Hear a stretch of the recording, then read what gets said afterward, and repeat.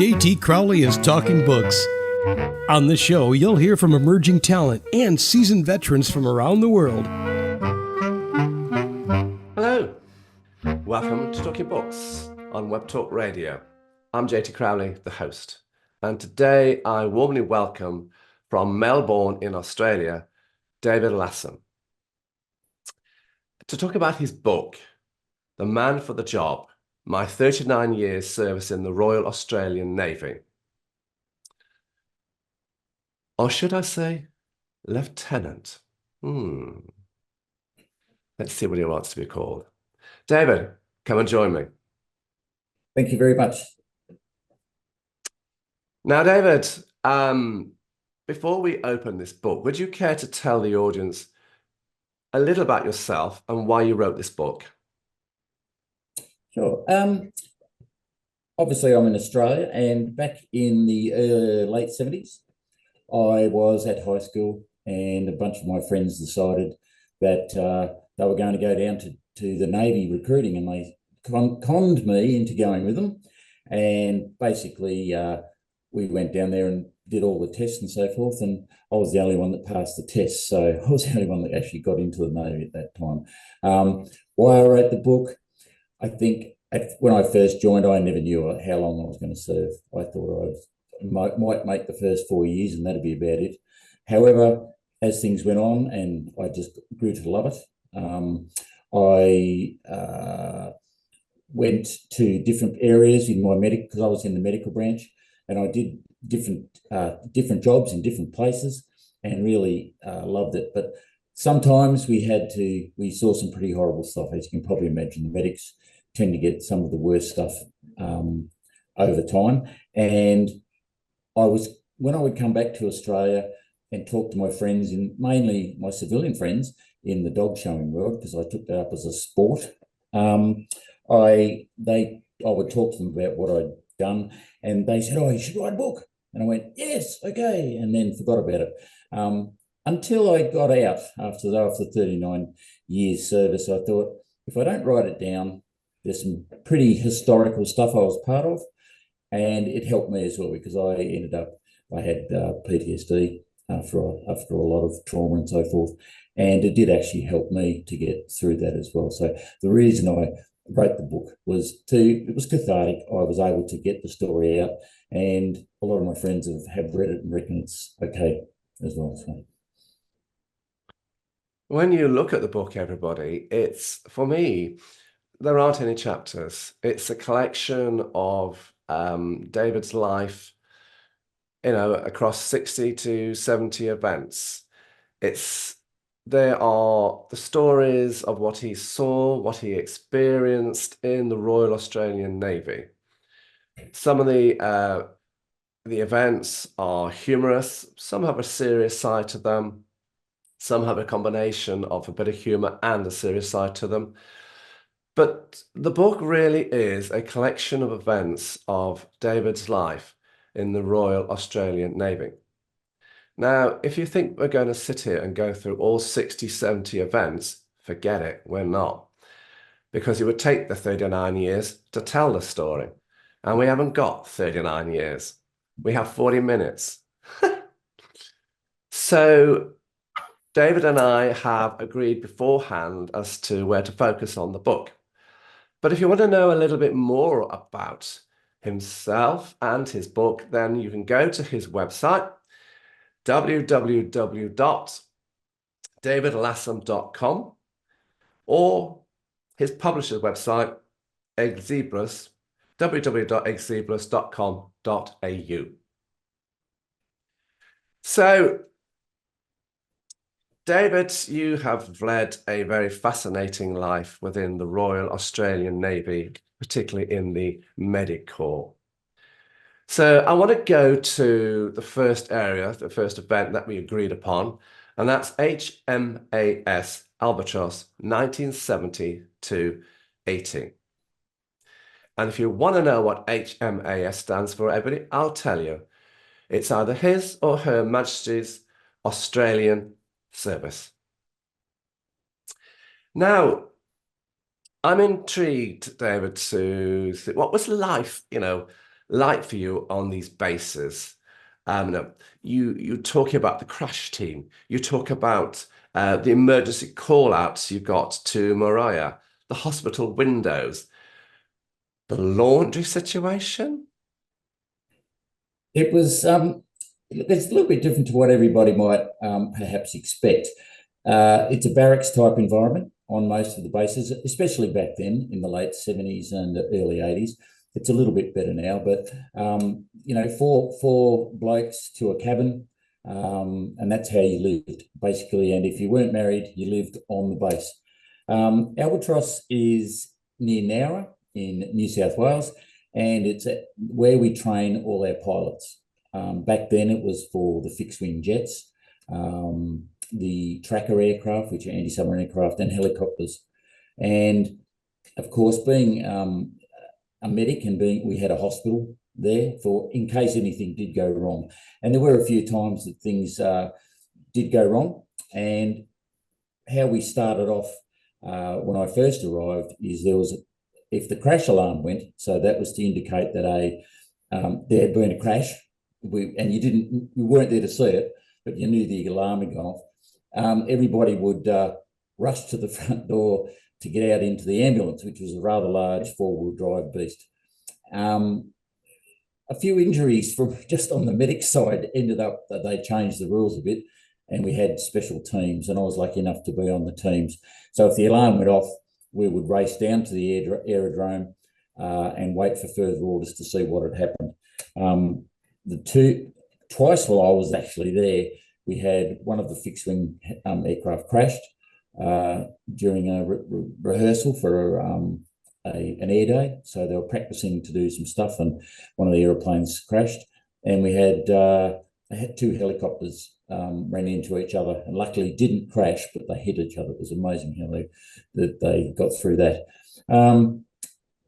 One of the earliest things I remember about the helicopters was I was part of the medical overnight team, and we got a call from a place about 150 kilometres away down on the New South Wales coast. And a young fellow had been driving his car, and it had been raining, and he lost control and he ran into a electrical pole, which were rather large. And he didn't do very well out of that. So we were asked to fly him from the town where he was to Canberra, which was the nearest hospital. So we flew at about 1 a.m, as it always is, in the rain, storms, billowing around, myself and the doctor, with all our gear. And we got to the little hospital.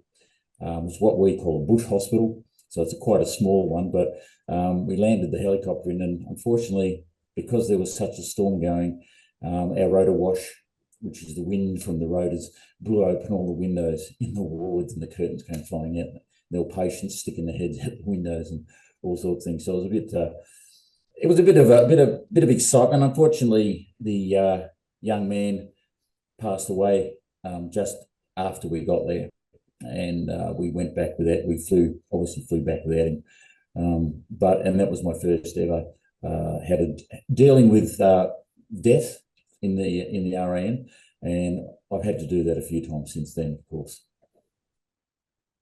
Because everybody, that although David was, employed by the Royal Australian Navy, they very often were called out to support the local hospitals, particularly around crashes and incidents.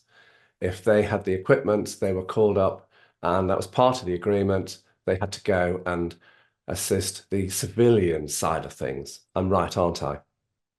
Yes. Usually, if it was a pretty big thing, they would invite us to, ask for our help, and that happens all over Australia, actually.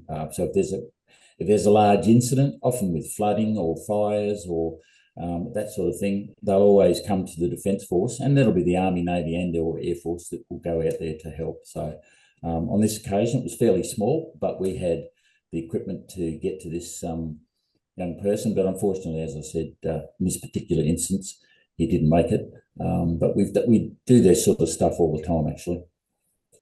let's take the audience, David, to another little event. The stories in deploying to the Indian Ocean. They seem very interesting, you know, but the wharfies, they were on strike. Now, these are the people, everybody, who support the ships back in those days on the dockside.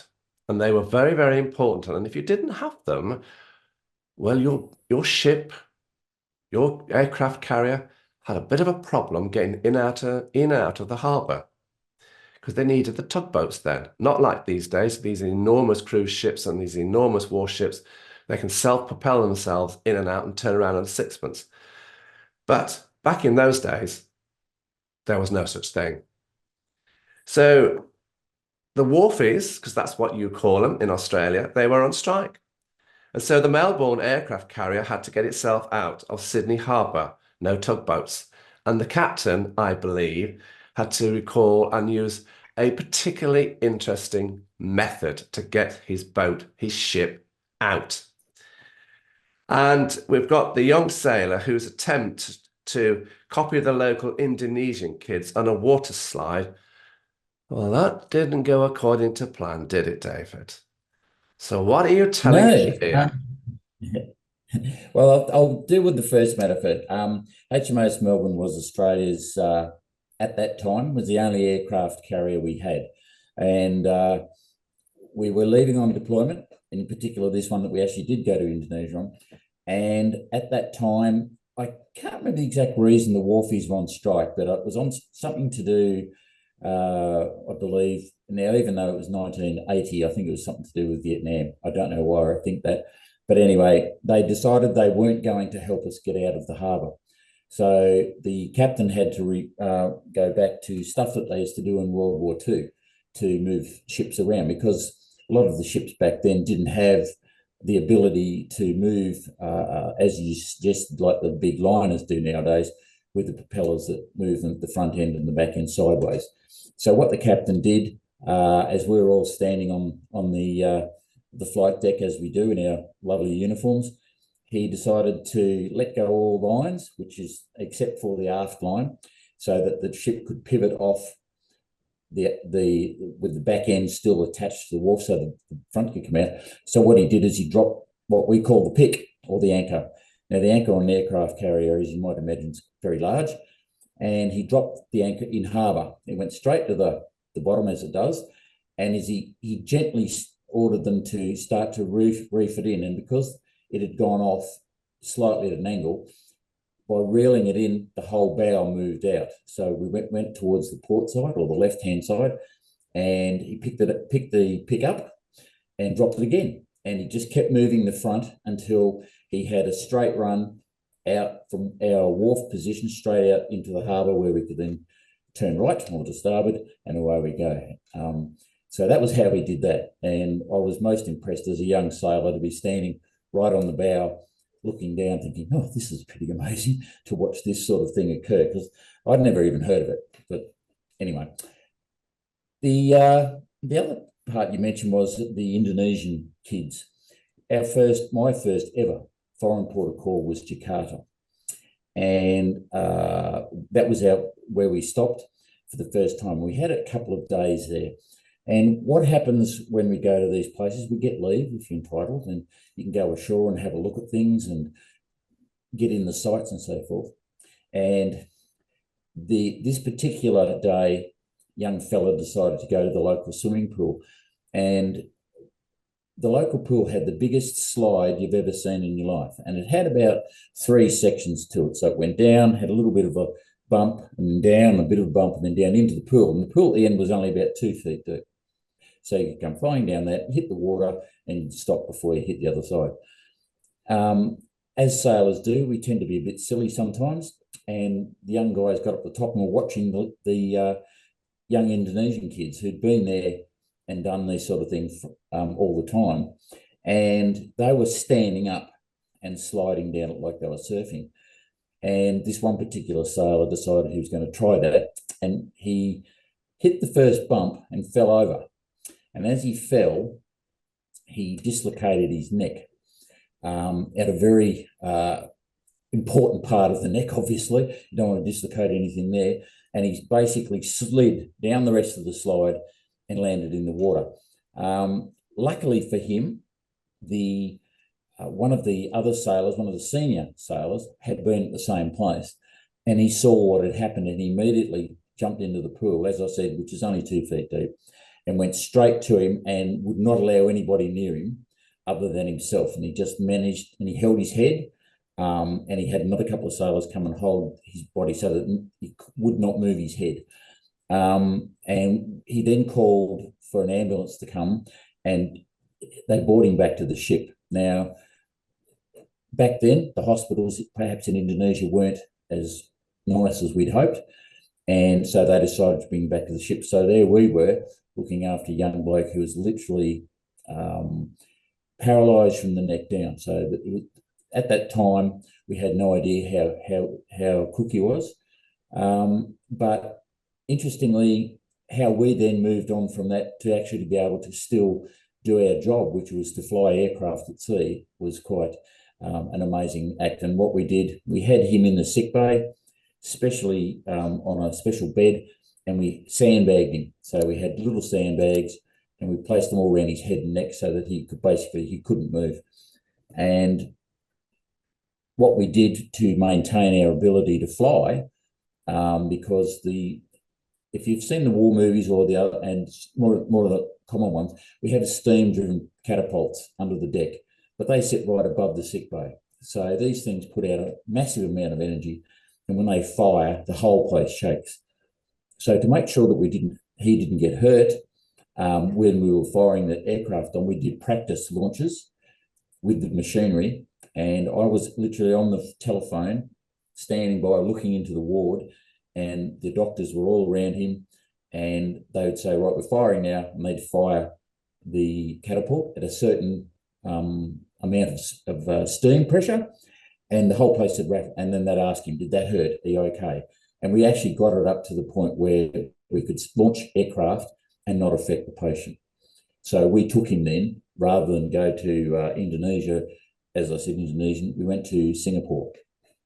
And we managed to keep flying and doing what we were supposed to be doing back in those days, which was during the Cold War, of course, do our flying stations and following submarines and other things. And this young bloke was taken off in Singapore, eventually flown back to Australia. And the last thing I heard was that he actually was walking again. He amazingly didn't rip any of his nervous cord. He just was bruised badly. And he was extremely lucky, because if the Navy personnel who looked after him in the pool hadn't done what they had done, I would be guessing that he might not have made it. So that was very interesting from our point of view as well, because I'd never had to, we had to do all sorts of things for this poor young bloke. But he was obviously discharged from the Navy because we couldn't hold him after a certain while. But he was looked after, and they, as I said, he came good. And the last I heard, he was able to walk. So I haven't heard since, it was many years ago now, obviously, but I haven't heard anything else about him. But yeah, that's how that went. And I bet he avoided water slides. Yeah. So it was one of those things that sailors do, and you just, you shake your head and go, no, but they did anyway. I did notice, Dave, how you very carefully tiptoed around the issue. You know, when the sailors are in port, you generally tiptoed around. Sometimes they do visit a few salubrious places, and we'll move on. Yes, no comment. Moving on. Let's go to the next area that I want to go to, cockies. Now, this is the abbreviation for cockroaches, everybody, and we had to go here. Now, Dave, what's the story around the cockroaches on the Melbourne aircraft carrier? Yes. The port side workers refusing to assist with the docking of the HMAS Melbourne. Go on, tell us. Okay, cockroaches. Unfortunately, in older warships, perhaps not so much in the new ones, but they still have a few problems. Unfortunately, cockroaches get on the ship, and once they're basically in, it's a bit hard to get rid of them. We used to have a lot of, they're quite small ones, funny enough, called American cockroaches, and they were all through the ship, but you wouldn't see them during when there was when you had the lights on. Of course, it was only when the lights went out that you would hear them. And we used to have a bit of a game on the Melbourne where, in the sick bay, had happened as well. We turned the lights out and you'd wait a couple of minutes until there was, this is when we had no patients in, of course, and you'd wait until you could hear the little things running around, and then you turn the lights on something and see how many you could stomp on before they got away. And this was a bit of a game that we had, but they were a bit of a pest, and there were some blokes, and I remember waking up one morning, I had a few bites on me, and it had been during the night. The cockies would come out and just go everywhere, and you could get, they would have a bit of a bite on you as well. So it wasn't very pleasant at times. As for the other one, again on the Melbourne, this is, as I said, it's my favourite ship. Well, it is my favourite ship. I enjoyed being on her. And as we came back from the same trip, we were coming down the west coast of Australia, across Bass Strait, which was absolutely like a pond. It was beautiful, not like the one we'd gone over, which was very rough. And we were coming into Melbourne, and the wharfies, again, were on strike. And it had something to do with the Navy per se, and I don't know why. I was only a young bloke then, I had no idea. But instead of everybody standing on the upper decks when you come into harbour, and it looks really cool, and you might have seen it on the news where sailors line around the outside of the decks in their uniform, looks really flash. Well, as we were coming back in, the captain knew that we weren't going to get assistance to get alongside. So he did another trick that they used to do during World War II, and we had on board about 8, I think, anti-submarine tracker aircraft, which are the propeller-driven aircraft, the ones that fold their wings up. And we had, so what he would do is you put 3 up in front of the island, which was the big tall bit that sticks out of the top of the ship, and lash them down so they were facing outwards.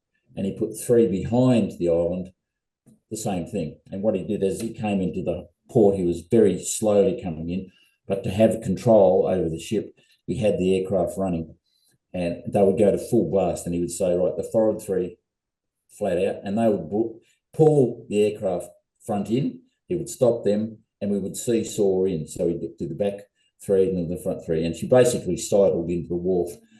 And I'll never forget, because all the wharfies were standing there just not doing anything, and we had a bunch of sailors from a nearby base to come over and take the lines, and there were a crowd of people had come to see the ship berth, and they all broke into applause when the ropes went over. And after watching this amazing event, because luckily enough, I was the flight deck medic that particular day, and I got to be out there, and watching this was just really amazing, and I just was in awe of the captain. He just knew exactly what he was doing. And the cockroaches didn't help everybody. Yeah, no, they didn't. They didn't help. No, they disappeared very quickly. Yeah, they thought, time to disappear, time to go. Anyway, let's go to another story of Dave's. HMAS Huon, 1984 to 86. You enjoyed your time there, being a Taswegian, because this is where we're going to, Tasmania, everybody. And the story of HMS Ardent. Yes. Protecting Australia's oil rigs. And as I'm reading this out, everybody, this question, Dave is just laughing at me from the other side of the computer in Australia. So, HMS Huon. And pre-booking lunch dates, the chocolate factory, It's not the USS Missouri. You got up to a few things here, didn't you? Yes. I was actually lucky enough to be posted to HMAS Huon twice, 84 to 86, and a bit later on in the 90s when I was in recruiting. The main these stories came from my first time at Huon between 84 and 86. And Huon's a very small naval establishment. There were 20 of us total. And it was basically there to support the Naval Reserve. That's how we back ourselves up in times when we need extra personnel. We have a reserve. And to keep the reserves, because you don't want them just standing around and not being happy with the system. The reserves ran and maintained a patrol boat that we had. It was an old patrol boat, but it was very well kept. And she used to go to sea to look after the Bass Strait oil rigs. So she'd sail from Hobart all the way around to the north of Tassie into Bass Strait and do what we call the Bass Strait oil rig surveys. And they were just there to show a presence and protect our oil reserves as they were then. However, in the ensuing time, the reason that the permanent people there was to maintain the engines and do that sort of thing. And basically, when the engines would go through a half-life refit sort of thing, they'd come in and they'd do it all up and make sure to go. The boat had to then be taken out into Storm Bay and do trials. So you think, yeah, that's good. But because we didn't have all that many sailors at the time, even though I was the medic, I was allowed to go onto the forecastle and I was in charge of the gun at the front. Not that we did anything with it, but I was the kellic of the forecastle, which was very good for me. And what we would do is we go out into Storm Bay and run up and down at all rates and knots, do turns and so forth, just to see that the boat was fit to go to sea. The captain was one of the young lieutenants on board Huon, and he was a really good bloke. And I remember when it was came up to lunchtime, we were halfway down Storm Bay, and we'd already booked this in advance, but we booked a luncheon with the local pub at a place called Kettering. And we pulled the boat into the little wharf there. The pub sent down the school bus to pick us up. We left a couple of guys on board. Obviously, we couldn't just leave the boat with no one on board. And they took us up to the pub for a counter lunch. No alcohol was taken at all. We just had a lunch, and it was the best seafood basket you've ever seen in your life. After that, we got back on board, sailed back down to the base, tied her up alongside the base, and then went home. So it was we don't do that very often, but we were lucky enough that we were able to do it on that case. But the other ones you mentioned were the chocolate factory and a few things where we had a few things where the Americans would come to visit us. And the first occasion was the Commander-in-Chief Pacific Fleet flew his personal 707 into Hobart and was there for the Coral Sea, Battle of the Coral Sea commemoration. And we're about as far away from the Coral Sea as you can get in Tasmania, but we still conduct commemorations. And the Americans, as I said, flew this guy from Hawaii. And I was given the task of looking after the flight crew on this plane.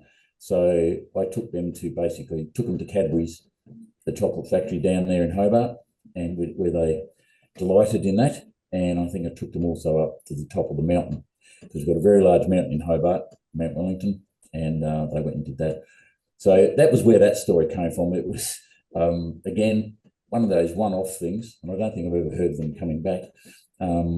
But I got to be part of that as well, so that was quite cool.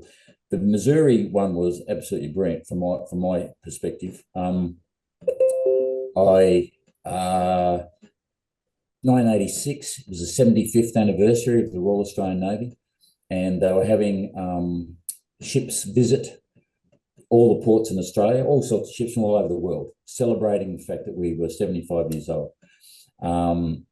And USS Missouri had just been recommissioned, and she was on a world tour. So she had been in World War II. She was the ship on which the Japanese signed their surrender in Tokyo Bay, and she'd been refitted, and she was coming down, and she came into Hobart. It was the most beautiful thing I'd ever seen in my life when I went down there, and it was just before I moved on from Huon. So I only had about 3 days. But I went on board as the medics do and introduced yourself and gave them the information for where the local hospital is, et cetera, ambulance, what number do you ring, and all that sort of good stuff to their medical people, and ended up literally working for them for 3 days and been working very closely with them. And I was made an honorary medic of the Missouri, and before I left it, and it was really, really good. And as a bit of a sort of postscript to that, many years later, I went to Hawaii for a visit, and there she was again. She's now a museum ship in Pearl Harbor, and it was just great to be on it and just chatting with the people who, with the tour guides, and that they couldn't believe that I'd actually been on it in Australia back then. But it was a great, it was an awesome feeling to just be a part of that and go on this absolute battleship. And where the Japanese signed the surrender was a brass plate in the deck, in the wooden deck, because it was wooden. It was amazing, but it was covered with a perspex cover. So it was all, it was just amazing to be part of that. Let's take the audience, Dave, to the first Bali bombing, headquarters, Northern Command, and other adventures. You talk about your posting to Darwin, NATO codes, the Royal Flying Doctor Service, retrieving patients from sea. What role did you play in the Bali bombing situation? Well, everybody hopefully well remember, this was a year after the 9/11 attack on New York. So we within a year of that occurring, or just after a year, a bombing occurred in Bali. Now, Bali is not far from Australia, and it's a huge tourist area, especially for Australians who go over there and let their hair down and do all the usual stuff. My role when I was in Darwin, I was what's called, and we go to the NATO codes here, is the J073. Now, that will mean absolutely nothing to most people, but the J means joint, the 07 means health, and the 3 means operations. So I worked with the J075, who was joint, who was actually Army, but he was in health, and he was the planner. So 5 was plans. So he would write all the plans for what we do in an emergency, usually for defence personnel. So if we're going to, so we had all these plans, and we had logistics, and we had all this sort of stuff. And the headquarters is where all this was run from. On the day the Bali bombing happened, well, it happened at night, and I didn't usually find out until the next day. And I'd actually taken or been allowed to have half a day off, because my job was basically what we call watch on, stop on.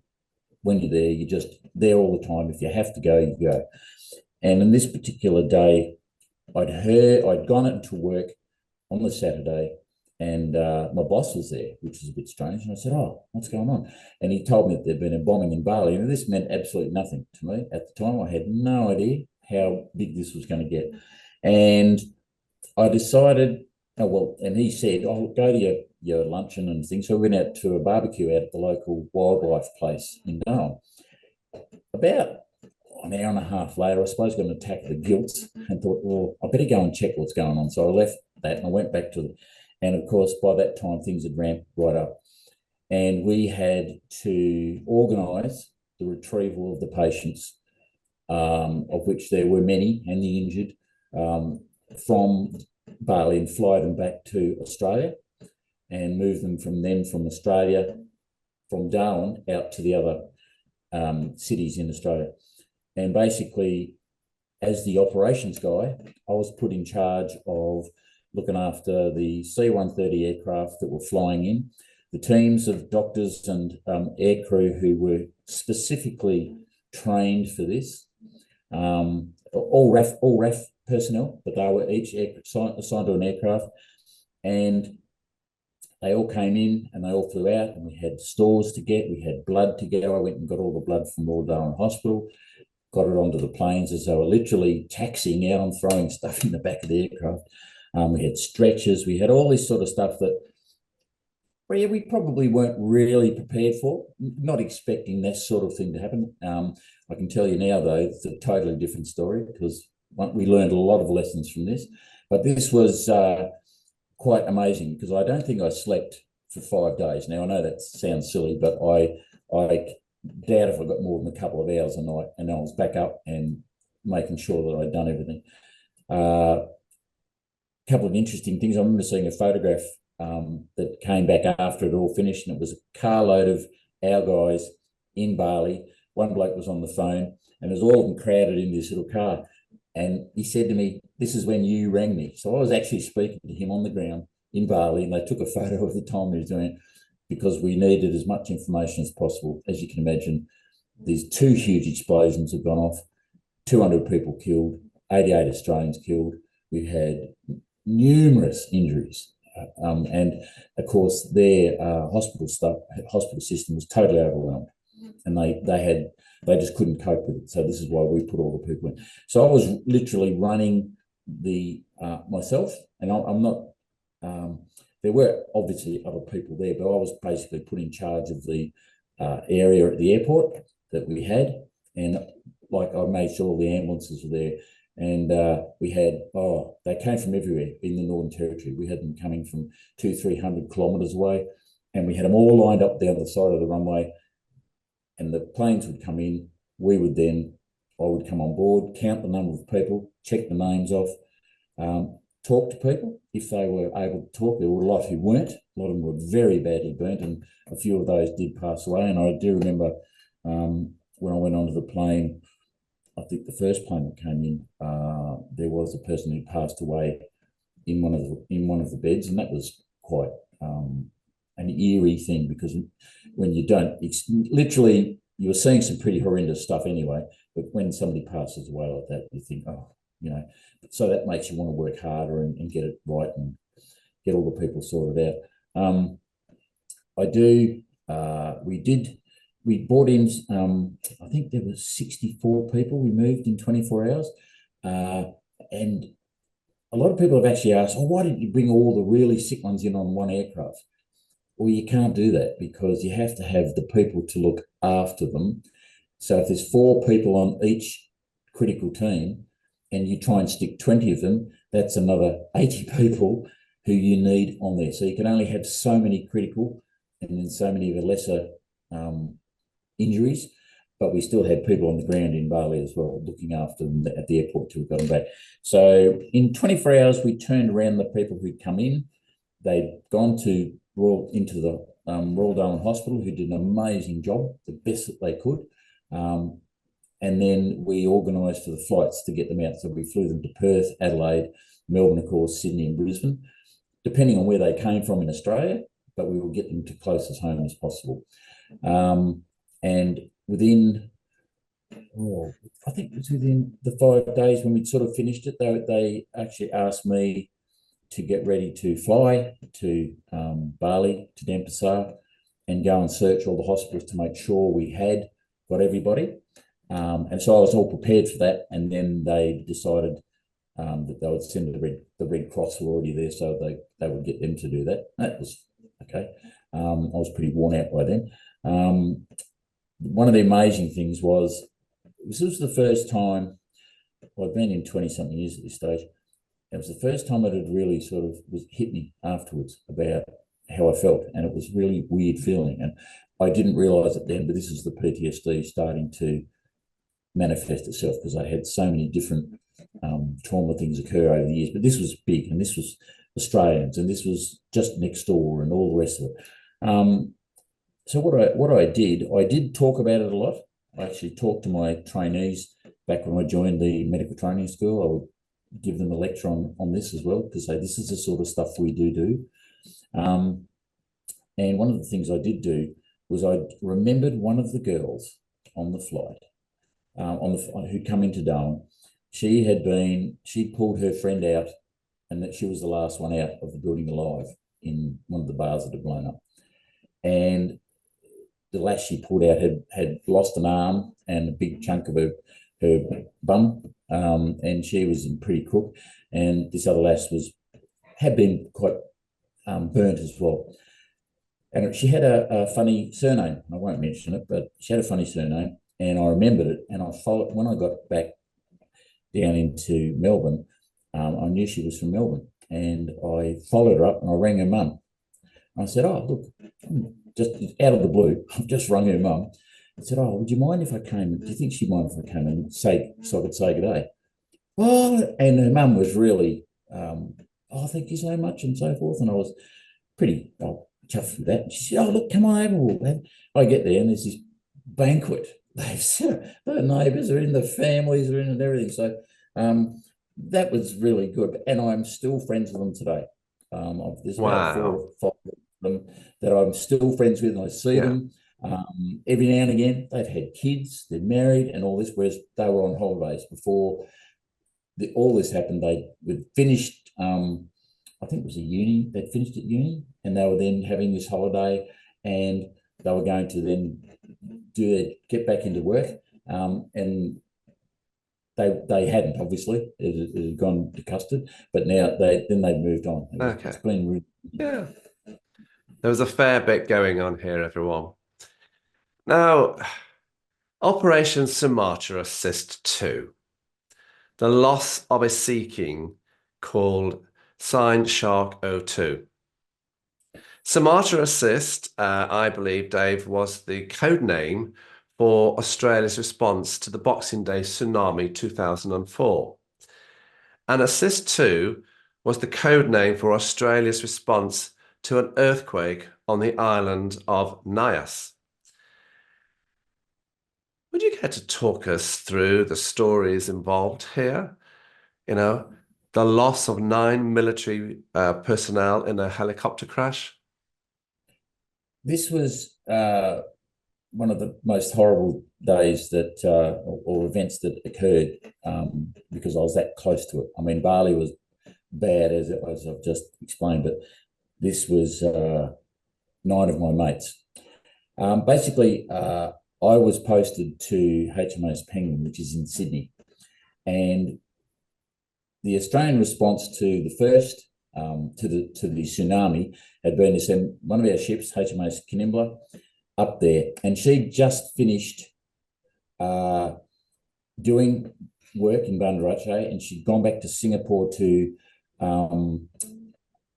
refuel, get more stores in, and then she was about to sail back to Australia when there was a large earthquake on Nias Island. A lot of the medical staff had returned to Australia, so they'd actually flown back, and the ship was basically just going to come back after having been fueled. I was sent with a team of 4 people there were 4 of us from Sydney, and there were others. There was an army unit as well went up, and we flew into Indonesia. We landed in Jakarta, put up overnight, which was a bit hairy because there were being bombings in Jakarta at that stage, and the hotel was sandbagged, so it's sort of looking a bit Beirut-like. And we then caught we went there by 707, and then we caught a C-130 to the area just off Banda Aceh, because that was where the next stop was, and then we flew to Nias Island. And I remember landing in this little airfield, and when we opened the back door, there were armed guards everywhere and a whole bunch of soldiers. And initially, they thought we were actually invading. They actually asked us if we were invading, but we weren't, of course. We were there to help with the medical bits and pieces. And I went to we sorted all that out, and we flew out to the ship. And once we got out to the ship, we sorted ourselves out. And the next day was our first mission. And we had 2 helicopters flying. One was Shark 02. And in this particular one, there was a crew of, there were 11 people on board, 3 flight crew, and the rest were medical staff. I was in the operations room at the time because I was actually put in charge, second in command of this whole unit. And I was standing up there inside the communications center. It's all dark, and they've got all the radar going and all that sort of stuff.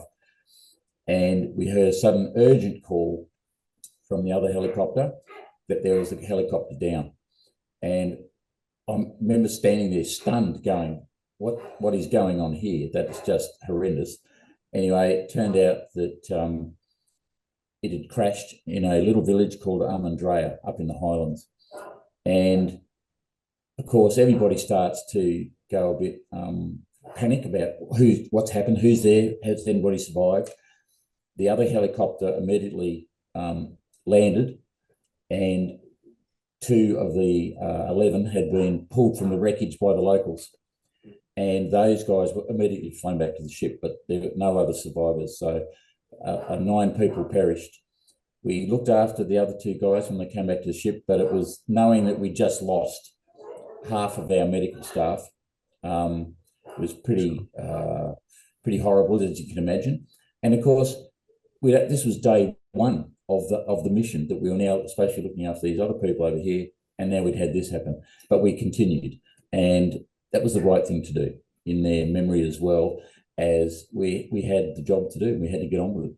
So even though, well, not even though they had perished, we went on and did what I would say was a brilliant job in how we handled the rest of this town, and we got some of the town water back to people, and had run medical clinics and did all that sort of stuff. So it was pretty horrible, as you can imagine. Dave, and finally, the storyline in USNS Mercy 2006. Can you very briefly tell us about this story? Okay. Back in 2006, again, I was back in Sydney, and I got a phone call from the Admiral's office, and it's not often you get those unless you're in trouble. And I made my way very quickly to the Admiral's office, which was across town. And he said to me, he said, look, we're on a mission. We're going to send an Australian team to join the USNS Mercy, which is one of their large hospital ships. There are 2 of them, the Mercy and the Comfort. Mercy's in southeast on the west coast, and Comfort's on the east coast of America. And basically, I was to lead a group of 9, well, there were 9 of us, reserve people, and helping the locals. So we actually went back to Banda Aceh, and we did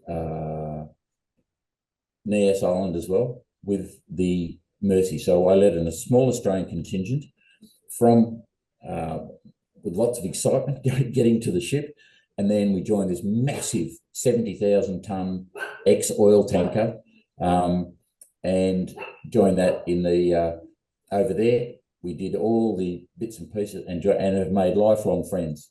I still talk to the American nurses that I serve with. And when I was in Tucson just recently doing a book signing, she actually turned up, and I hadn't seen her in 18 years. And it was just amazing that how you do have these things. But we had a couple of weeks on board, made a huge, and it's just the way Australians are.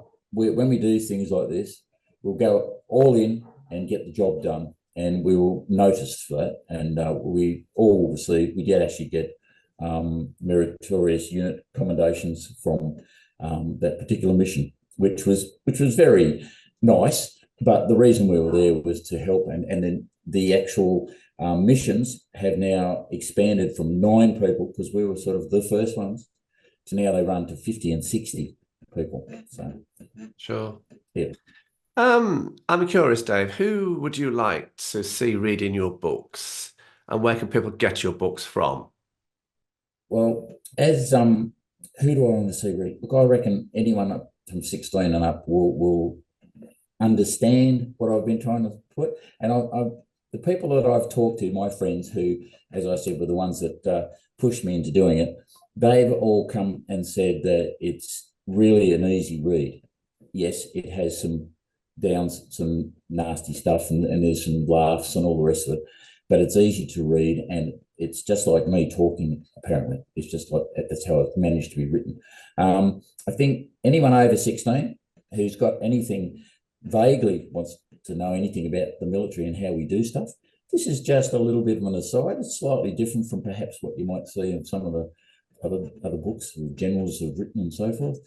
Because I'm just an ordinary bloke who joined the Navy as a young medic and came up through the ranks and ended up being lieutenant commander.